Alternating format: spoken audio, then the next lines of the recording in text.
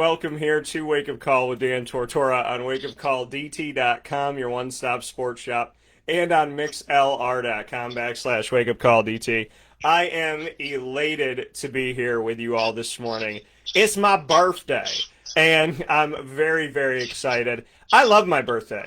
Some people are like, when I get older, I don't like it because I'm getting older. I'm like, no, I love my birthday. It's a day every single year that I get to celebrate in a really special way of coming into the earth, being here, God choosing me, giving me a chance, giving me an opportunity. My mom and my dad saying, we want to have somebody for the future in our family. Like, it's such a beautiful thing. I don't know how anybody couldn't enjoy their birthday. So, yeah, I'm excited about my birthday.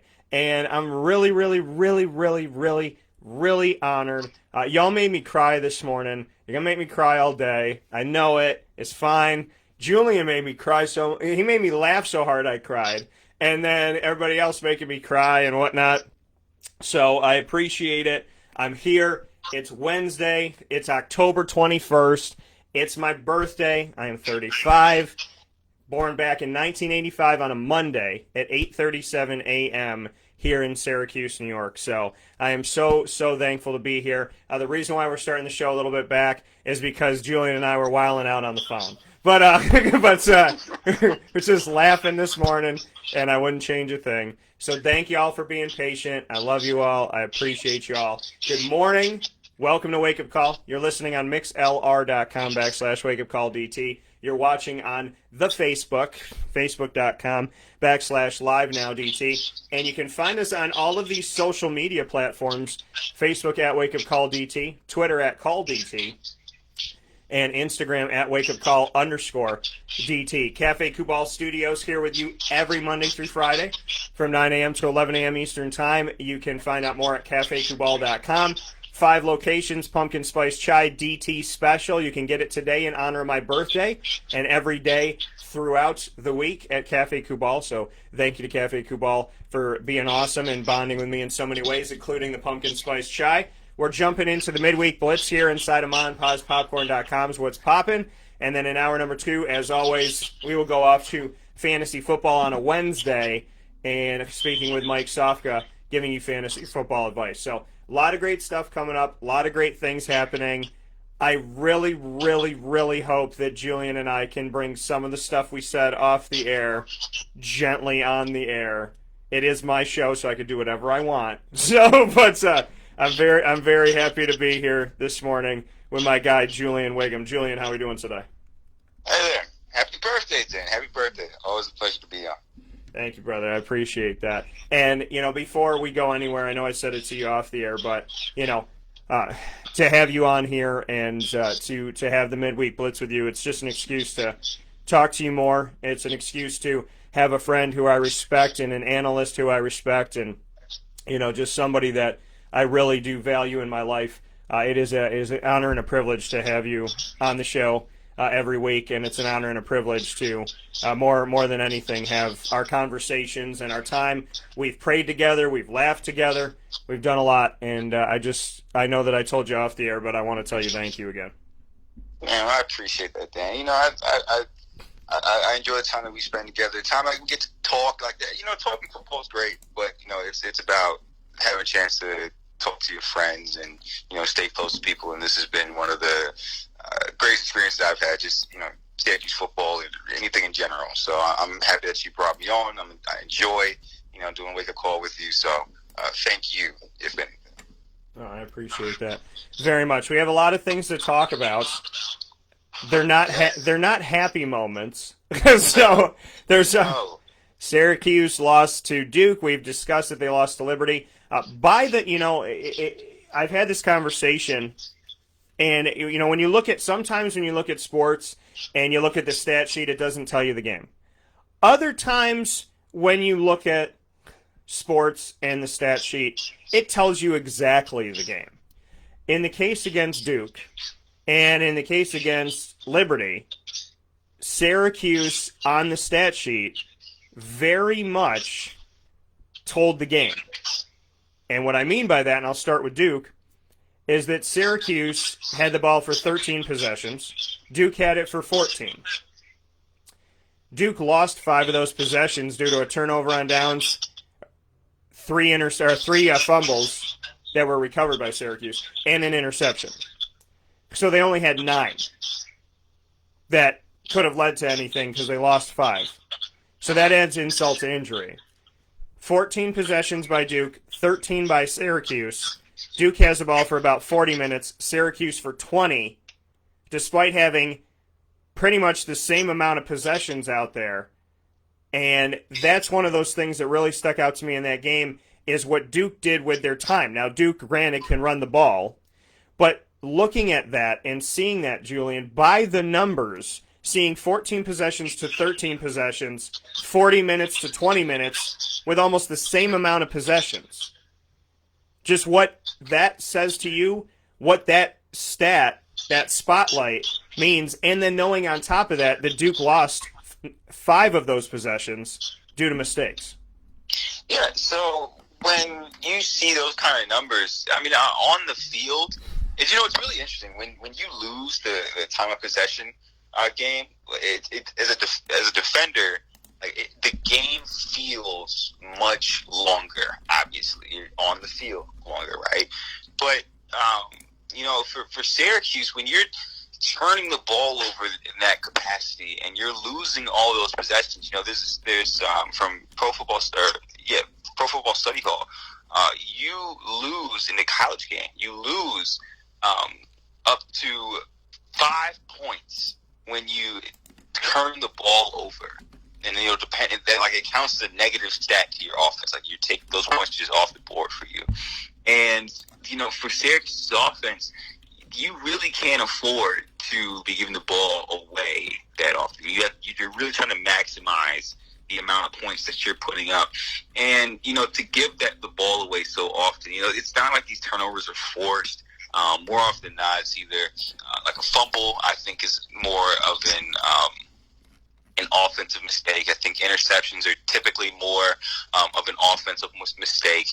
And when you are giving the ball away and not maximizing the amount of chances that you have to score, it just obviously makes it difficult to win. The thing about when the game is told by the box score, and you can kind of see how skewed and swayed it is towards one team versus the other, it becomes very obvious to understand, like, here's where this team is starting to struggle. And when it's becoming really clear, it's obvious, like, it's clear you're a bad football team, and there's things that you have to just about change almost everything that you're doing. And for Syracuse, man, it's tough because they're in a spot where they're limited on talent. I think they've only got 60 scholarship players right now. They're one of the most limited teams in Division I football. They're working with a backup quarterback. They're working with 2 new coordinators, especially on the defensive side, with a new defense coordinator who's really working on his own. He's still working with personnel. And I just think that for Syracuse, man, it's one of those situations where you can see how each variable and how each part of this team is struggling, and then it starts to just really become clear in the box score of time, possession, and turnovers. So Coach Baber's has a lot on his hands right now, and I definitely wouldn't want to be in that position. But it's clear that Syracuse is struggling, and in each facet of the box score, you can kind of see it and how it's affecting them. Yeah, speaking here with Julian Whigham, inside of the midweek Blitz, here for you every Wednesday in hour number 1 of Wake Up Call, inside of the Cafe Kubal studios. When we go into, from that Duke game and those stats, when we go into the Liberty game, and we take a look at what happened against Liberty, Liberty had 68 plays offensively. Syracuse had 67. They had the ball for nearly the same amount of time. It was almost 30-30. On 68 plays, Liberty had 520 yards. On 67 plays, Syracuse had 308. Liberty had a running back in Shedro Lewis that went 170 yards on 10 carries, 17 yards a carry. The week before against Duke, Syracuse allowed 2 160-plus yard running backs. We look at the stats on this one, too, and ask ourselves the questions of, if you're running the same amount of plays, keeping the ball for the same amount of time, it is more than clear for anyone that wouldn't have known that this is an offensive giant issue. Now, the defense has not been able to stop the run, and that is a glaring issue as well. But when your offense runs nearly the same amount of plays, and your offense has the ball nearly part of me in this game, Liberty had it for 36 minutes, Syracuse for 23, so it was obviously more time. There was a time where the stat was kind of screwed up here, and it looked like it was closer. But the reality of it all is, when we look at this game for Syracuse, 19 first downs, Liberty had 24. We look at passing yards, Syracuse had more with 211. Rushing yards, another issue, 338 that they gave up. The week before, they gave up 363. Syracuse turned the ball over once. They forced 2 turnovers. But still, we're looking at same amount of plays, pretty much, and the amount of yards is over 200 more.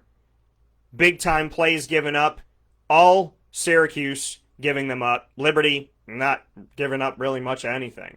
So when we look at these statistics, I think this, again, Julian, shows that when Syracuse is faced with the same offensive snaps, they're doing less with what Liberty was doing. They're failing to stop the run, and they're continuously going in the wrong direction, where it was, the defense is good, the offense not so much. Now, there's nothing to write home about currently. Yeah, that's the frustrating part, because early on in the season, we were saying, offense is really disappointing, but at least the defense is okay. At least they're, getting turnovers and all that. But as the season's progressed, the defensive line has become exposed. The run game obviously isn't there. Gap integrity isn't there. And that's a frustrating thing. And when you really look into it, like I was saving this thinking maybe the rest of the defense will come out. So it's easy to praise turnovers when, it's the only thing going well for you. Like, if the defense is taking away the ball and giving you, that really is probably the most valuable thing a defense can do. And as an individual player, like when you're scouted for the NFL, like one of the most valuable things you can do is, especially if you're in the secondary, is how well can you take the ball away? Because we don't care if you can cover and all that, that's great. But if you can take the ball away, that puts you over the top. And, just across as a defense, if you can take the ball away, that's one of the best things you can do as a defense, giving your offense more opportunities. But turnovers themselves are very unpredictable. Like you can't scheme turnovers. They simply just kind of happen. Like obviously, if your secondary is rotating and being hectic on the back end, like that helps. But against really good quarterbacks, they almost always know what you're doing anyway, and they have to make the mistake. And Syracuse has just been fortunate enough to play some quarterbacks, especially some younger ones. Thinking about Georgia Tech, who ended up passing I think 2 of them. They've played some younger quarterbacks, some experienced quarterbacks, and that lends itself to turnovers. So that makes it even more worrisome, because it's like, they're playing subpar to average quarterbacks, and they're getting these turnovers, but they're still allowing ample amount of passing yards. They're still giving up all these rushing yards, and it tells me that this defense is still incomplete. Well, the turnovers are nice, and it tells me that the scheme can affect offenses. It's not affecting them in a way that really lends itself to calling them a great defense yet, and that's frustrating to watch. I think the hardest kind of football games to watch are when teams can just run the football at will on you, because then the entire playbook's open. Play action pass. You can throw the football on first down because they're almost expecting a run, and then you just become it becomes hard to defend. And on the other side of that, offensively, we've seen the struggles. Like we understand why. We know there's no offensive line. We know there's a Tommy DeVito's gone. We know there's no chemistry between quarterback and wide receiver. And when all those things are put together, that's when you see in the box score teams just dominating on one side. And for Coach Babers this year, with the injuries and everything else, I got on here last week and I was, I knew that Liberty was a favorite, but I still expected Syracuse's young guys, like their freshmen and sophomores who were stepping into some starting roles, to still be able to handle a Liberty. Like, they're just not on the same level. Like even when I was a freshman, I wasn't ready to play. Like I hardly knew the playbook, and I was hardly big enough to play, but I was able to get on the field against the Wagner. Like their receivers reminded me of high school guys, So thinking about that, I'm like, okay, these freshmen should be able to take care of a Liberty. But I think across the board, like Syracuse is just in a really bad spot, and between player development, and how this season started without a spring and a summer or fall camp, I just think that this program is behind the eight ball in terms of where they expect it to be.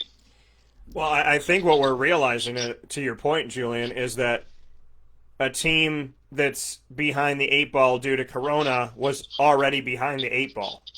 So Syracuse struggle is even more than other teams' struggles because they were already behind when faced with this. A Clemson was not behind when everybody got behind. And Alabama was not behind when everybody got behind. And Florida wasn't behind when everybody got behind. But Syracuse needed more time. They almost needed everybody to stop and for them to keep going because they were behind last season. And the thing that really sticks out, and it's unfortunate because I respect these guys and I appreciate these guys and Aaron Service leading the way, the offensive line last year was last in the nation. The offensive line this year is last in the nation in opposition sacks. They have given up a ridiculous amount of sacks, and they're in a situation right now where, you're averaging, and now it's a little bit under 5, but they're averaging 4 sacks, if not 5 sacks allowed a game. And in any situation, and yeah, some of that's on the quarterback's decision and whatnot, so I can't put it all on the offensive line, but when you lead the nation for back to not even once, once a lifetime is enough, but 2 years in a row to lead the nation in opposition sacks, opposition, tackles for a loss off of those sacks. We look at how many yards have been given up. Syracuse has given up more yards on sacks than there is the length of the field. So that sticks out to me, and it's tough because, again, I respect these guys. I appreciate these guys all up and down the roster, and this offensive line brought last year into this year, and people just wanted that bleeding to stop, and unfortunately it hasn't yet. Yeah, it's part of the reason DeVito's hurt right now, right? They're not protecting anybody. They're not getting a great push up front in the run game.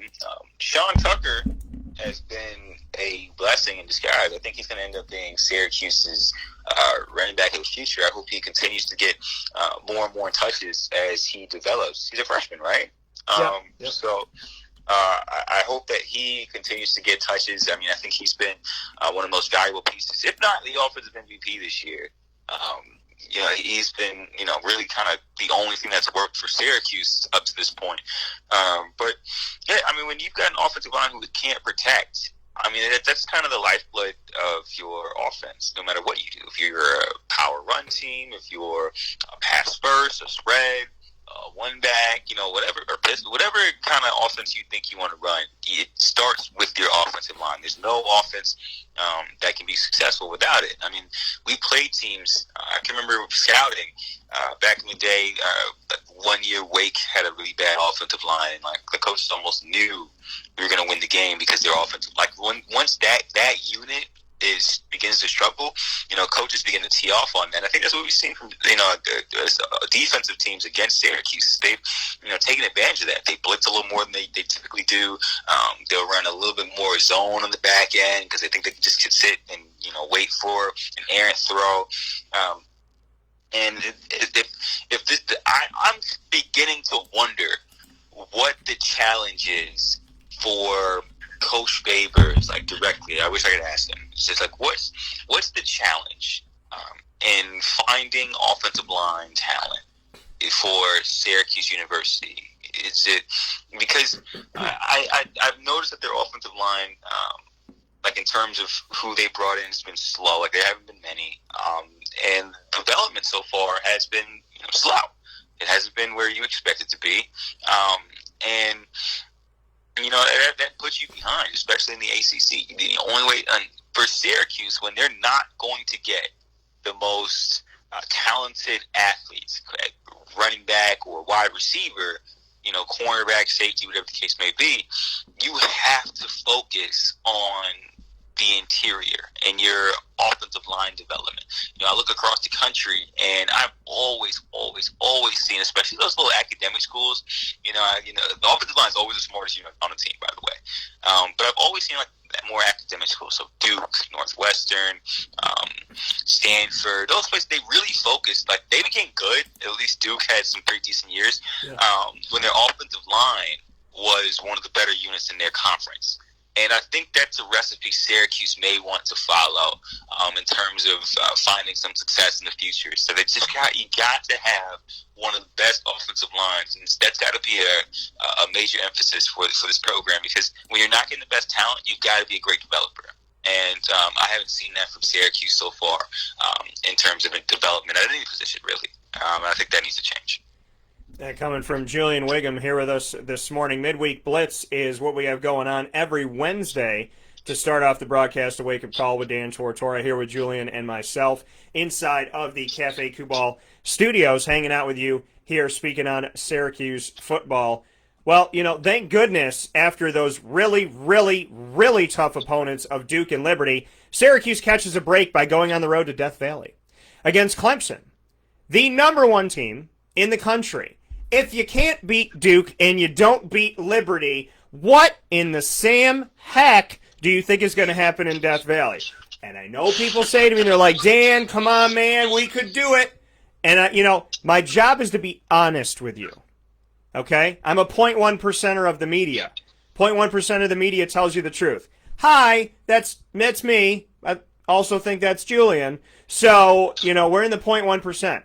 I had Syracuse losing this game 70-7 before they lost to Liberty.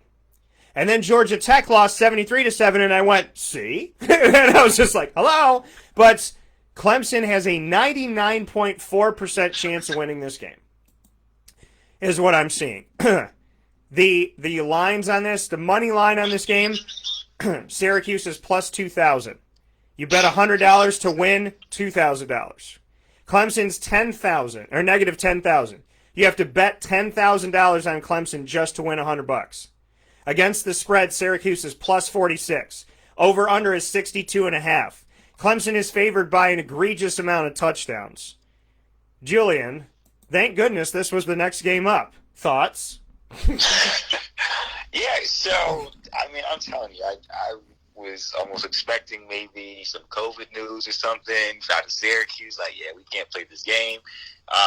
But it's going to be ugly. It's going to be ugly. It's just across the board. Clemson has the most talents in college football.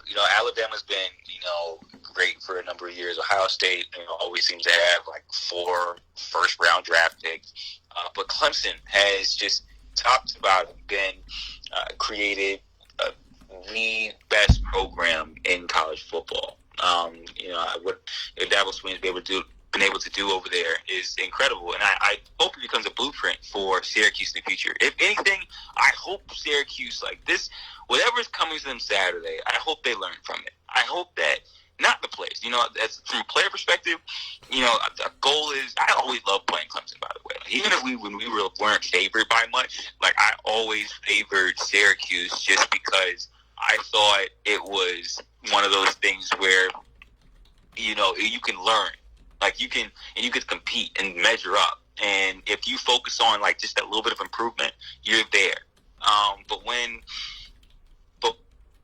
But program like Syracuse, from a coaching and staff perspective, my thinking becomes, I really hope Syracuse loses by the largest margin possible. Say, you guys start to do something, because this is ridiculous. Like, we've been seeing the same program for a number of years, and outside of Eric Dungy and his magical season back in 2017, you guys have done jack to really help.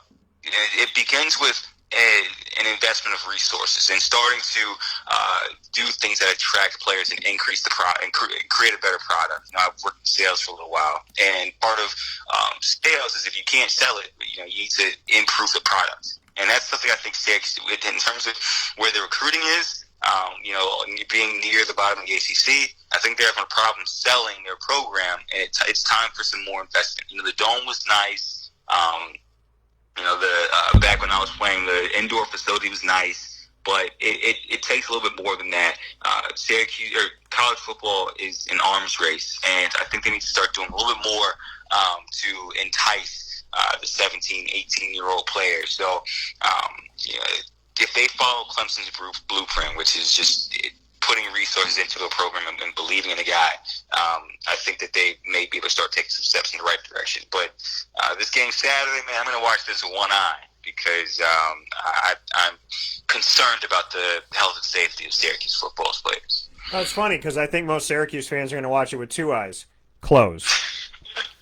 But I mean, it's funny because it's my today's my birthday. But like, there's a thought that I might be doing something on the weekend, and my mom's like, "Well, they're on the road. Like, we could watch the game." And I was like, yeah. It's like, we could watch the game, But I mean, the fact of the matter is, yes, it's my job to watch the game. I got to see what this team does. I got to see how they break it down. And, I do. I appreciate, and I have nothing but love for this team. It is unfortunate, the buzzsaw that is on its way. And, in this, but, it's kind of like it's kind of like if Hawkeye faced Thanos. So there's a chance, because Hawkeye's got some cool bows and stuff, but Thanos has a gauntlet. So, it's one of those things where that's how I kind of view this game. But, Syracuse should learn from it. They should get something from it. They should take something away from it. Give them all you got. Throw the kitchen sink at them. It's like, let them see it. And, open it up. Just let it be what it is. I mean, it is so ballsy, and I love it when I saw overtime with the Tennessee Titans and the Houston Texans. Not just because I have Derrick Henry on my fantasy team. Shout out to you, because you helped me I believe you helped me get a dub. If not, I got some awesome points from you. But the reality from Derrick Henry is, in overtime, from it was the red zone. I want to say it was either, maybe the 7-yard line, 10-yard line. They wildcat, put Ryan Tannehill out as receiver, direct snap it to Derrick Henry. They tell you, we are going to run the ball. And guess what they did? They scored. So I love that. I love that when they're like, this is what we're going to do. Try to stop it. And that's what Rob Drummond, one of my closest friends, said to me about how Syracuse was. He's like, we didn't close practice to the media. We didn't hide anything. You knew who we were by what you saw on film. You still had to beat us. They would look at you and say, we're running up the middle. Stop it.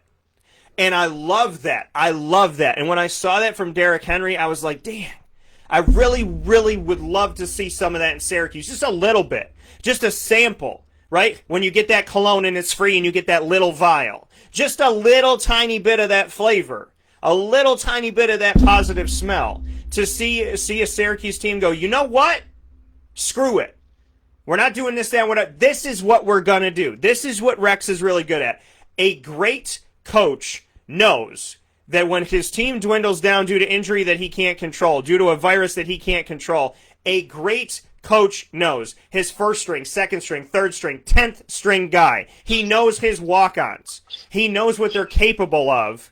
He plays to their strengths. He changes what he has to change offensively, defensively, on special teams, because he wants to give his team the best chance to win.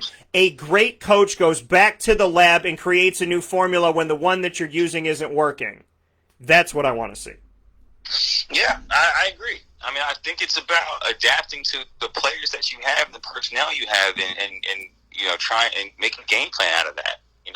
Bill Belichick and the Patriots are famous for that. I was listening to a broadcast the other day for the Titans game, and Mike Vrabel, they do that. They do that, and I think that's part of what makes both of those teams as successful as they have been. Patriots in years past, and Tennessee recently. And I think that's something Syracuse. Well, I would like to see it. It hasn't seemed to be in Coach Favors' toolbox, and from players that I know who play for him, it doesn't sound like that's what he does. He kind of has his system and he runs it, what he knows. But you would like to see it based on, because Syracuse just doesn't have anything. They really don't. But it's a situation where it sounds like they're going to run what they think is best and try as hard as they may to make it work. The season itself, it seems to be, about over. Like it seems like they were young guys. They're just trying to get through these last few games. But when you start to run up against teams like Clemson and the rest of the ACC, I think they have Notre Dame on the schedule. Yeah. I'm not sure. That might be a lie. But they still have the rest of the ACC on the schedule. And at this point, you're beginning to start to look for that run play that you can run and say, yeah, we're running it, stop it. And for Syracuse, it may not be a run play. It may be the deep ball. It may be a read option. It may be whatever. This is a great time to figure out what these young players can do, what some of their strengths are, so that you can lean into that a little bit. So if you found like Keeley, the receiver, 14, Anthony Keeley, maybe he's Syracuse's top guy. He scored last week. Maybe he becomes, I know Taj Harris is supposed to be the guy, but he's obviously got the emotional thing going on. But maybe Keeley is someone that you develop into your top guy. What routes can you run that just can't be guarded? Is it a dig? Is it a slant? Is it a fade? And you start to see and allow guys to lean into their strengths and fall into this offense in a way that you can kind of cater towards that. And that's what I hope that Syracuse finds this year, because I agree. I think that there should be something that Syracuse can do that no matter how a defense lines up, how a defense tries to scheme the offense, that they can lean on that and it works almost every time. And I would hope that some of these young guys start to recognize that as well and figure out what their strengths are. When you lose to a team like Liberty, wherever you messed up, I've said this on a few other broadcasts, like when we lost to Villanova, Coach Bulla on Sunday, the next day, pulled up the tape, and for each player that played, like a snap and had a minus, he went, which is a bad play, he went through and was like, yo, Whigham, you gave up a slant. And he pulled up the guy. He had 0 stars, and he was like, "This kid may very well have walked on to Villanova. We don't know who this kid is, and you gave up a slant to him." And it was one of the most embarrassing moments of my career at Syracuse. It was like, dog, how did I let this happen? Like, what was I doing last week? And I ended up taking some freshmen and just working on slants. And I think but that's what it takes. You got to have pride in what you do.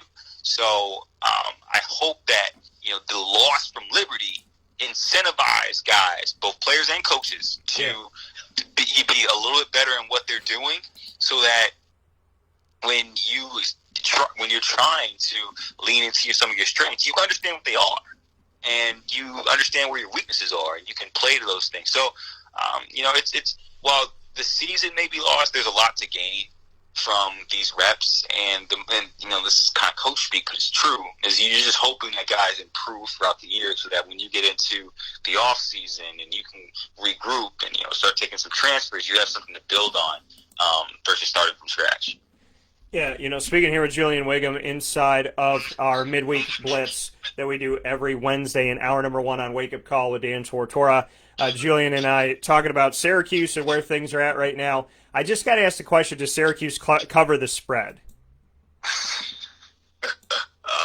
Unlikely. There is no, it's plus 46. There is no, or against the spread, yeah. There's no. I mean, Syracuse would have to win and cover almost 50 points. Julian. I mean, I don't see it. So I mean, I hand it off to you, but I don't see. There are a few things in life that I feel are pretty like 99.9999, and this feels like one of them. Yeah, so I think that's how it works. If Syracuse is plus 60, they have to lose by within 60 points. Is that? I'm pretty sure that's how the line works, right? I'm looking at it right now, teaching myself since I'm not a betting man. If a team, okay, let me look at this here. So if a team is the point spread against Clemson plus 5.5, so that so I'm looking at this. That means LSU needed to not only beat Clemson but win by more than 5.5 points in order to cover the spread. Yeah, so that's what I thought. Yeah, I don't see that happening for Syracuse. Actually, I'm expecting Clemson to would they cover if they're plus anything over 40 points. I would expect that to be pretty easy for Clemson because I'm expecting this game to be 70-3 or something like that. I think they lost a couple years ago 50-something to 3. So anything over 40 for Clemson is likely going to be. They could probably cover that. Because Syracuse, there's nothing Syracuse can do offensively, defensively to stop Clemson. The thing is, which is for the gamblers out there, for them to consider is we talked about this a little bit earlier in the show. Is to bet on the coin toss and how many birds will fly over? Is that? Well, I mean, when you're betting it, it's kind of like the stock. So you want to get all the information you can, and just for the bettors out there.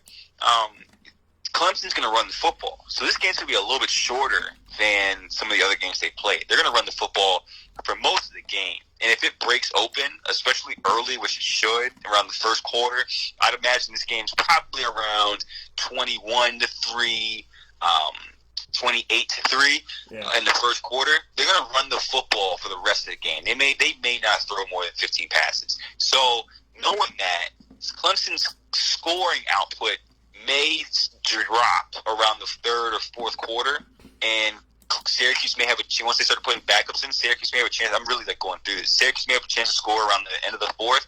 I can see this being about a 50, between 40 and 50 points for Clemson, and around 3 to 13 for Syracuse. So if it's more than a 40-point spread, I think Clemson can cover that. But just anticipate a very fast football game because Clemson's going to be running the ball, clock's going to be running, and Syracuse is going to stall out pretty often. So their offense is going to be on the field very much. So short game, quick scores, but I do expect Clemson to cover. That's an interesting bet, but I do expect Clemson to cover.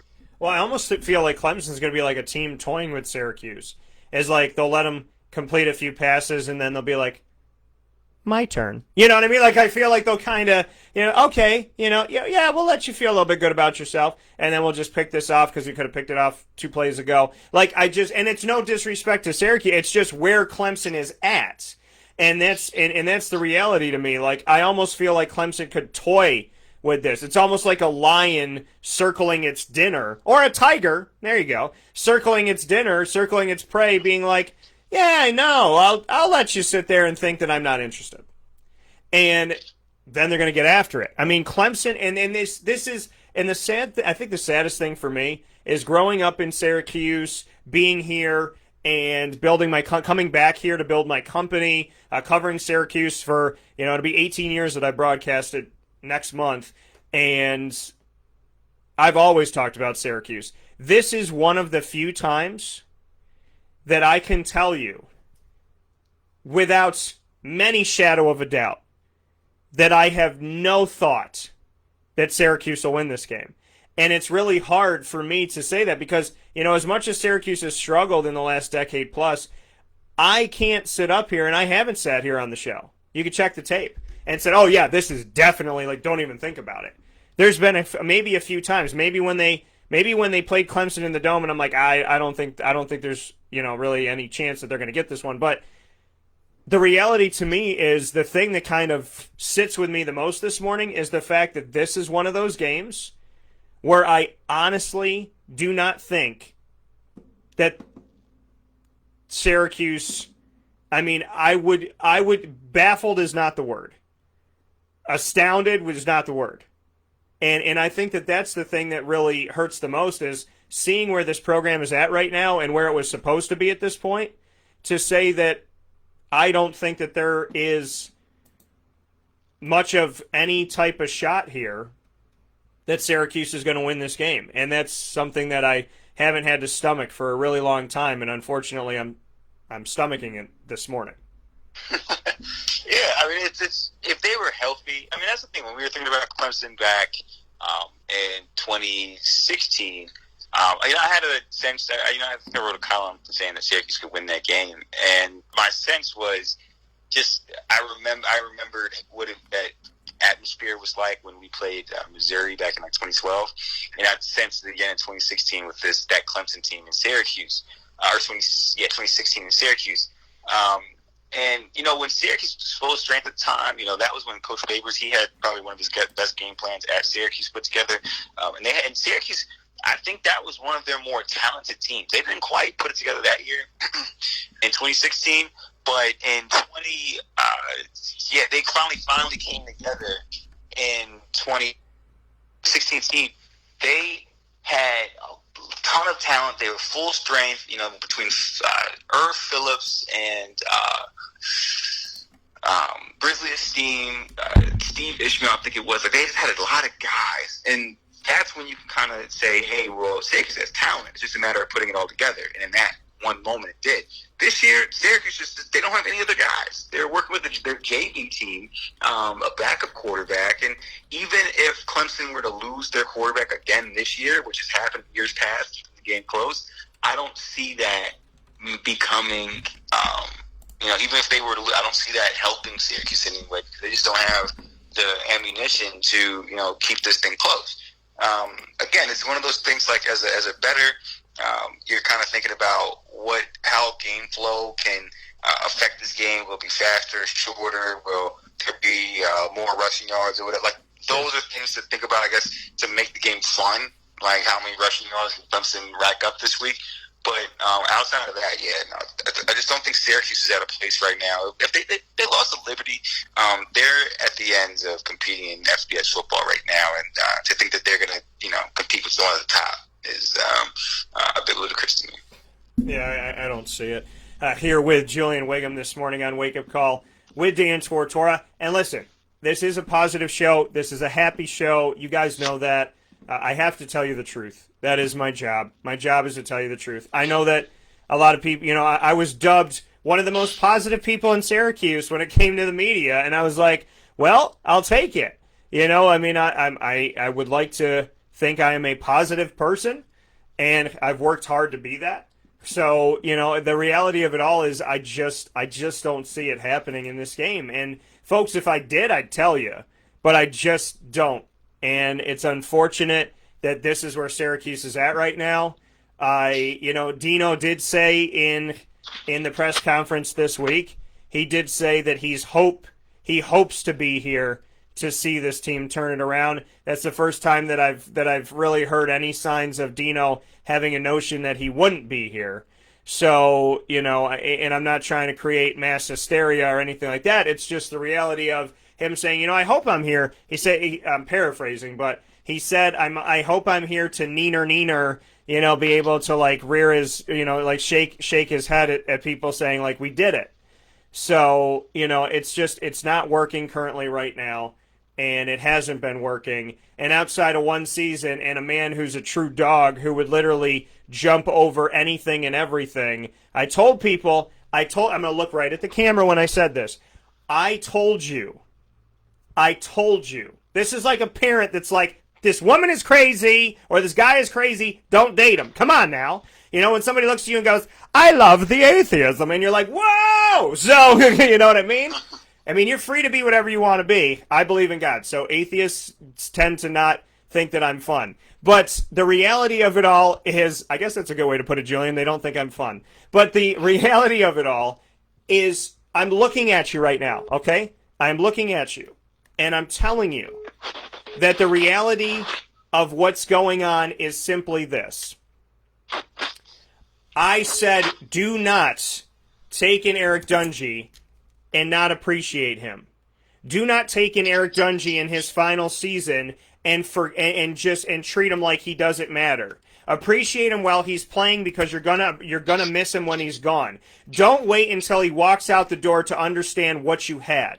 And some people heeded that call. Some people listened to me. And this is not a knock on Rex, and this is not a knock on Tommy. I'm not knocking these guys for building up Eric Dungy. That's not how this works. I want to build all these guys up. I want them all to succeed. I want everybody to eat at the table. I want Tommy to have a steak. I want Rex to have a steak. I want those freshman quarterbacks to have a steak. I know Dungy got his steak. And that's the reality of it all to me, is I said to people, do not be one of the idiots that doesn't appreciate what Dungy was to this team. This team without Dungy doesn't win 10 games that year. They don't go to a bowl game. They win 4 games. Maybe.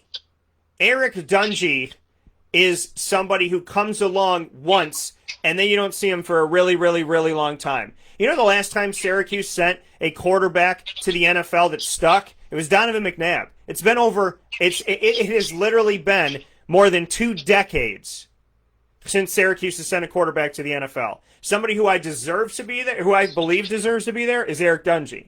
Why he's not is beyond me. Because he deserves it. He's a dog and he fights. And I felt the same way in a different, obviously they don't play the same, but I felt that way about Tim Tebow. And the reality to me is that if you appreciated and you loved what Eric Dungy was to this team, then thank you. I'm sure his family thanks you. I know his family, and I appreciate them. And his dad in heaven, I'm so happy I got to talk to you before you passed, because I had no idea that he was sick and how sick he was. He didn't let it on. So, for those of you that appreciated Eric Dungy, kudos to you. For those of you that spat in his face, kicked dirt at his feet, and screamed at him and yelled at him and belittled him and berated him, I want to thank you too. You want to know why? You made him work harder. But if you come to me now and tell me how much you miss him, Dan, you were right. I know. I am. Because I know who he is. And I think that what Syracuse is reeling from right now is not only are they upset with losing, but there are a lot of people out there that called themselves fans that had no idea what they were losing the day that number 2 walked out the door. Yeah, I agree. I agree. I think that Syracuse as a whole, Dungy to me, you saw he's a great football player. Like you knew he was going to be, go down. He'll probably. I wouldn't be surprised if they end up putting a 2 around that Ring of Honor and the Carrier Dome. He was that great of a player for Syracuse. I think he was on the cusp of helping his team really turn the program around. And I think that Syracuse is right on that step. And what bothers me is I think the hype around his backup at the time diminished what we thought of to Dungy at the time. And that was unfortunate. They were splitting reps in the senior season. We were seeing a bit of DeVito at the end of games. I think he ended up coming in for a UNC at Florida State. All these different games, and people were expecting DeVito to kind of be that guy. But then we didn't see, it was actually an offensive line, or we didn't understand that how much talent was on the outside of receiver. I think Syracuse had much more talent. It's crazy. We always talk about how coaches come in and they say, they got their guys in and all this different stuff. And, I'm starting to disagree because I think Syracuse had more talent early on. This 2016 at all those offenses, 2017, I think they have more talent across the board. Just, look at the offense. The defense, I think, has gotten better. But across on the offensive side of the ball, man, I think there was more talent. I think there's more around them. And, it makes you – you don't know, in college, we only get 4 years with guys. Sometimes you don't appreciate what you have. And I'm sure we've got to the point where we're like, sheesh, those guys, I wish we could take those guys and put them on this roster and see what we can do. And I'm sure the coaches said that to themselves, like, dang, I wish we had this guy still, or this guy. Because, you don't want to waste talent, not appreciate it, or not utilize it when you have it. So, I think in this capacity, we all missed Dungy, and we all kind of wish Syracuse was in a better place. That's for sure. But it's one of those things you got to take what you have and make the most of it, try to improve. Yeah, Syracuse has a way to go, and seeing Clemson this week is not the way that you want to navigate and go, but it's the way you have to go. You have to play the cards that are dealt. So that's where Syracuse is at currently. Where we're at in this is that Julian and I are going to take a quick step aside. When we come back, we'll make our college picks for this week, and then we'll be right back at it with you with more fantasy football coming up with Mike Sofka here on Wake Up Call with Dan Tortora. So for those of you excited about fantasy football, it is coming your way after we make our picks. Today is my birthday show, and I am here with you because I love what I do. I had a religion teacher in high school, and he had a test on my he had a test in religion class on my birthday 2 years in a row. And it was like a Wednesday and a Thursday, and he's like, "Does anybody have any questions?" I was like, "I do." I was like, "What's up with my birthday? Like, we don't have Wednesday tests. We don't have Thursday. We normally have them on a Friday. Like, why are you testing me on my birthday?" And he just stared at me, and he didn't say anything, and I was like, "Good answer." You know what I mean? I was like, what is going on? So, yes, on my birthday, I've had tests, and now on my birthday, because God is so great, and I'm my own boss, I don't have a test for whatever class on my birthday. I test myself by coming out here and giving my best to each and every single one of you doing what I love. So I am here. I am happy to be here. We will take a step aside for a fast break. When we come back, Julian and I will try and find a game that has a bigger spread than Syracuse and Clemson, and we'll talk about it right after this.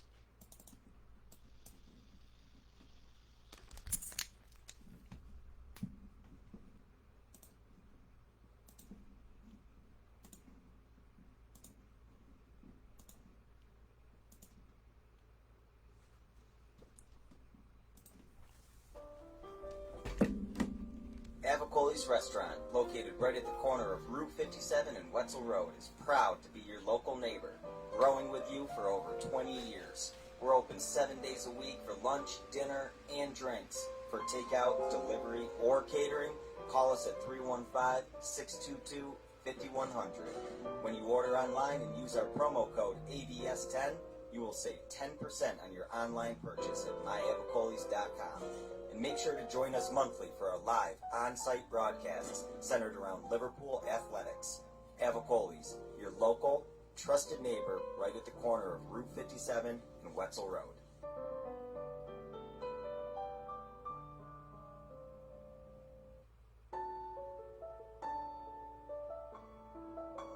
Having peace of mind when you're out of town that your furry-loving friend is safe and sound means taking them to Canine Campground, because we all know that when it comes to the love of our pets, it goes well beyond the call of duty to make sure they're safe and sound.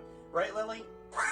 So take a ride to 242 Johnson Street in East Syracuse, New York, and see Canine Campground and where your dog will be staying in the classic cabin, the executive cabin, the grand cabin, or, of course, the luxury cabin, because if you know Lily, you know she loves luxury. Now you don't have to wait to the last minute to find a family member or a friend that'll take your dog for a few days. Call Canine Campground at 315-299-4013. That's 315-299-4013. Their drop-off and pickup times are Monday through Sunday. Check K9campground.com for more information. That's the letter K, the number 9, and campground spelled with a K.com. K9campground.com. When you're going out of town, bring your dog to Canine Campground.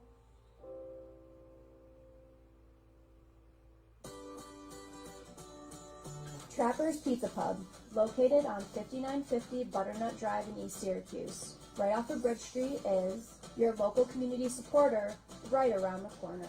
Join us on site at Trapper's Pizza Pub for our live monthly broadcast supporting Central New York student athletes and their sports programs.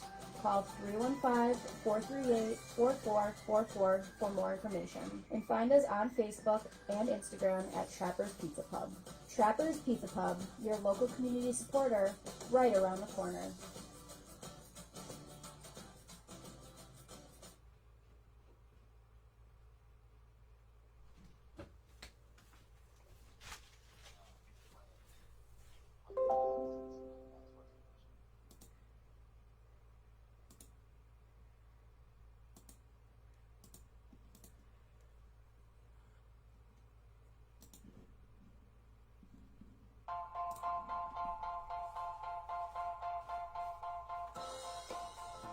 Cafe Cabal Mobile Cafe brings the cafe experience to you.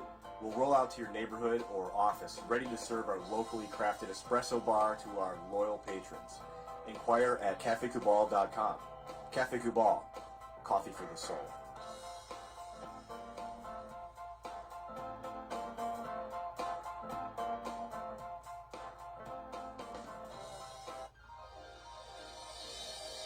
Ma and Pa's Kettle Corn and Popcorn Factory, located on 201 7th North Street in Liverpool, is home to over 40 flavors with more than 200 flavors in their total wheelhouse. Sky's the limit for this sweet and savory Central New York company. Keep it local at your parties, fundraisers, wedding showers, baby showers, and more by calling 315-450-MA-PA.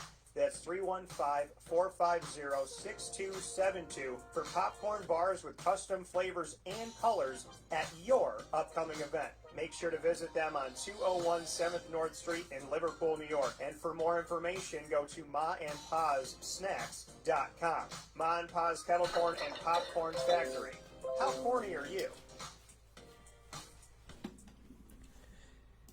The Millhouse Market, located on 3790 New York 13 in Pulaski, New York, is worth the drive every time. Make sure you download their app by going to the Google Play or Apple App Store and getting yourself the Millhouse Market app for free right there. You can download it. It has contactless pay on the app, so you have the entire menu at your fingertips, and of course, you can order whatever you'd like, from their pizzas to their sandwiches, as well as their homemade breads, desserts, quinoa bowls, rice bowls, salads, and more, all on the app. Contactless pay. Don't have to hand your card to anybody. And when you're all set and ready to go, they'll actually email you an estimated time by the minute of when they expect your food to be ready. You drive right up to the window, grab your food, and go. The Millhouse Market, making it easy, keeping us safe, and being as amazing as they have always been. From the moment that I went up there and tried their crepes, which, by the way, you can't find crepes in this area of upstate New York.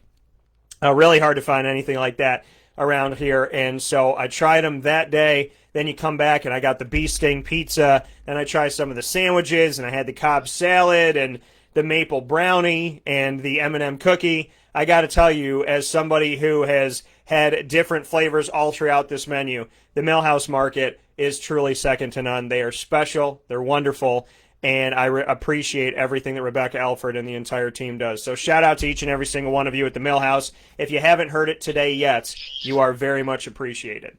With that being said, we are back here on Wake Up Call with Dan Tortora inside of the Cafe Cabal studios on Facebook Live, facebook.com/live-now-DT, and of course on mixlr.com/wakeupcalldt. Appreciate you so very much for being here, and I thank you so much for being here and supporting what I do on Wake Up Call with Dan Tortora. I can't tell you how much that means to me, especially today on my birthday. So with that being said, before we jump into fantasy football with Mr. Mike Sofka, who is on deck here on the broadcast, we're going to get to our picks for college football this week. And those picks come to you for week number 8. There's a bunch of games on the slate. I'm going to pick some here. Julian, if you have one that I don't mention, feel free to throw it my way. But the Big Ten is in action for the first time this season. Justin Fields and company said, we want to play. And eventually, it happened. It's here. And I'm very, very excited to say that the Big Ten is back. What I'm not excited to say is that the Big Ten's got like 97 teams ranked in the nation's top 25 after not playing a game. Michigan has risen in the rankings week by week and have done absolutely nothing.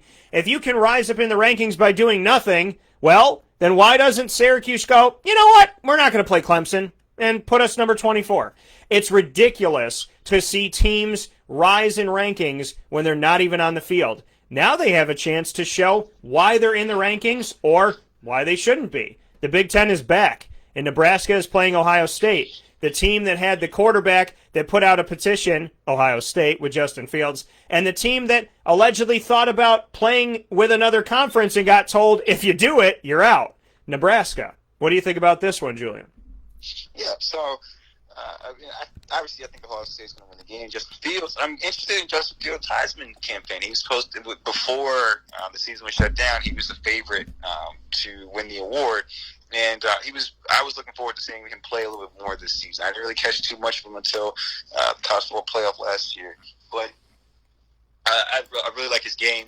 I think he throws a beautiful deep ball. I really look forward to watching this kid. I think he's going to be Ohio State's next Heisman Trophy winner since Troy Smith. So, Ohio State. Yeah, I'm going with Ohio State in this game. Nebraska has head coach Scott Frost, who I spent a lot of time with when he was at UCF, and appreciate him very, very much. But he is trying to figure it out in Nebraska, one of the teams in the Big Ten that continues to struggle. And, you know, them and Rutgers just don't make sense in there. But Nebraska will try to give them their best, and who knows, because everybody's been off, maybe Nebraska can make it interesting, but I got Ohio State in the matchup. How about the Battle of North Carolina? NC State ranked in the nation's top 25 and still has to play Syracuse. North Carolina, who played Syracuse and lost this past weekend to FSU, is now ranked 14th in the nation after being in the nation's top 10. What do you have for NC State at North Carolina? Does NC State pounce on a team that's coming off of a bad loss on the road, or does North Carolina correct course and get things right?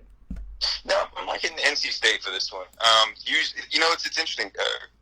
What coaches say, and during the week in their little conferences is really important. And for UNC, there was news coming out that Mac Brown said that UNC, his own program, is a little overrated. I think that's the way of hinting at we're not going to win this football game. I like NC State. Yeah, I like NC State in this one because I'm a huge fan of Dave Doran. I believe in him. I think it's funny that some people, when they're like, oh, if he wants to leave, he can go. We don't need him. I was like, who is you? Who are you going to get? What are you talking about? Dave Doran he sends guys to the NFL religiously. Are you kidding me right now? So, yeah, I'm going with, and NC State, mind you, has the most quarterbacks on a roster in the NFL right now, currently. Just to shout that out. And yes, Russell Wilson counts on that list because he spent half of his time in Wisconsin, and then he also spends time at NC State. So I'm going with NC State. This is a game that I don't like whenever it's on the schedule at Syracuse, no matter what people think of NC State, because they don't give them credit. I do, because I cover the whole ACC, and before they got ranked, I would have been concerned. Now that they are ranked, I'm even more concerned. NC State in this one. A couple more before we hop out of here, Mr. Whigham. What do you think about Notre Dame, who's ranked third in the country for beating ill, and ill? Who have they beaten? Notre Dame, you beat a Duke team that was unranked. You beat a USF team that's trying to rebuild at 52-0. You beat Florida State but allowed almost 30 points. And you just barely beat Louisville, who was ranked in the preseason and then has fallen off course. And you won that game 12-7. How is Notre Dirty Dame the number 3 team in the nation? And I know there's people like, Dan, don't talk about my Notre Dame. I'm going to fight. Listen, I respect Notre Dame historically, but history doesn't put you in the top 25. What should put you in the top 25 is who you are right now. And I'm sick and tired of Notre Dame resting on the laurels and getting all of this special treatment because they used to be good and the Rudy movie is moving. I don't like the fact that Notre Dame is getting credit now for what they did 40 years ago. This is today. You have beaten nobody. You shouldn't even be in the top 25, let alone be in the nation's top 3. Are you kidding me? Are you kidding me? Put Notre Dame up against a good team and then let's have a conversation. Well, this week, they play on the road at Pittsburgh, and Pittsburgh had them on the ropes last season, and Pittsburgh made mistakes. It wasn't that Notre Dame was great. Pitt didn't handle the end of the game well, but they had a shot. Does Pitt win this game coming off a loss to Miami against the number 3 ranked Notre Dame, who beats who the heck knows at this point? I mean, this is I am so over Notre Dame getting credit now for what they did 100 years ago. It doesn't matter. You beat 4 unranked teams, which is what you should do, which is what every good team in the country should do. So, yeah, Notre Dame, I'm not a believer. Does Pittsburgh get the win? I think this is a good test in terms of is Notre Dame as good as people say they are. And I don't think they are. I don't think they're the number 3 team in the country right now. You're right, they haven't played anybody. So this game on the road, especially against BC, I think the most interesting matchup is going to be Notre Dame's offensive line versus Boston College defensive line. Those are 2 really talented units. If Boston College's defensive line can get some push, I think this game's going to be a lot closer than people expected. But I'm still taking Notre Dame. I think they're the better team in this matchup. I don't expect them to go undefeated for the rest of the year. So I like Notre Dame. I agree. They're maybe overrated, but I think this is going to be a great test in terms of seeing how good they actually are. Yeah, they're at home against Pittsburgh in Heinz Field on ABC at 3:30 p.m. Eastern Time. You're taking Notre Dame. Give me Pittsburgh in this game. Give me some Pitt. Let's see what you got, Pat Narduzzi. I believe in you. I know you can get it done. So do I think Notre Dame could come away with a victory? I do. I do think because they're playing another unranked team. Oh, no. What a tough schedule. So the reality is, yeah, they're supposed to win. But Pittsburgh, push them. Show us what you got. I think Pittsburgh's better than Louisville, and Louisville barely lost the game 12-7. So let's see what happens in this. Last game, Julian, that we'll do here is actually, you know what? I'm going to throw 2 at you. Michigan at Minnesota. I got to throw Michigan at you because not only are they in the top 25, but they've consistently risen in the rankings every single week, which to me is astounding that they're 0-0, and yet somebody in the media and in the coaches poll are going, that's a really good 0-0 team. So what do you think about Michigan at Minnesota? Both ranked in the top 25 without having to do a dang thing. Yeah, so you know what? I think this is Big Ten football. They might be. This is going to be a crazy theory. They might be better because they haven't played, meaning they've had more camp time. Like, they knew that their season was coming back, so they've actually had a camp. Like, they had a good month or so, and then they also had their little bit of time before the season was canceled. So those football teams may be a bit more prepared. I think the Minnesota-Michigan is going to actually be a good one. I'm going to lean with Harbaugh, though. I'm going to take Michigan for this game. Yeah, I'm going to take Michigan in this game as well. I'm still going to, when it comes to the rankings, people know how I feel about ranking teams that don't play games.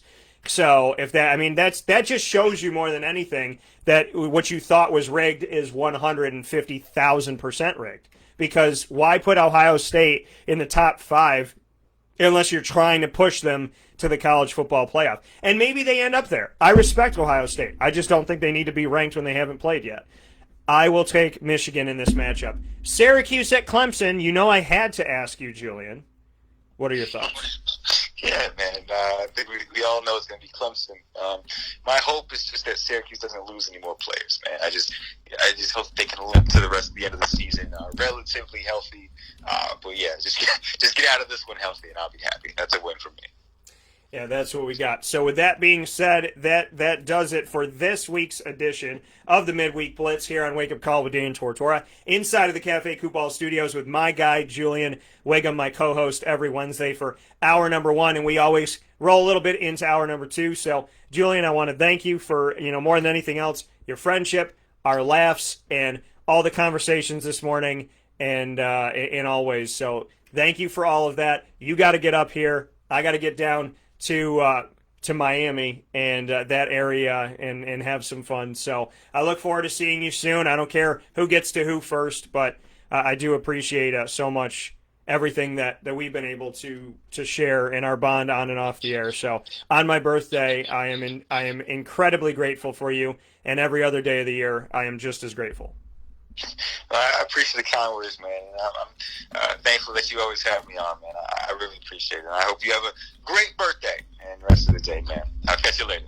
Yeah, you better have a present waiting for me when I get down there, man. Of course. You know me, man. All right, brother. I'll talk to you soon. Catch you later. Take Bye-bye. care. That coming from Julian Whigham once again here on Wake Up Call with Dan Tortora. We are going to end this video and we're going to start a new one. So for those of you that are listening on mixlr.com/wakeupcalldt, keep on listening. For those of you on Facebook that are here with us, please know we're going to stop this video. We're going to start a new one. So we appreciate you. We thank you for being here, but we're going to jump into another video. So for those of you that, oh my God, the video ended. It didn't. We're just moving on to the next one. So make sure that you stay with us here on Facebook Live as we will be back momentarily.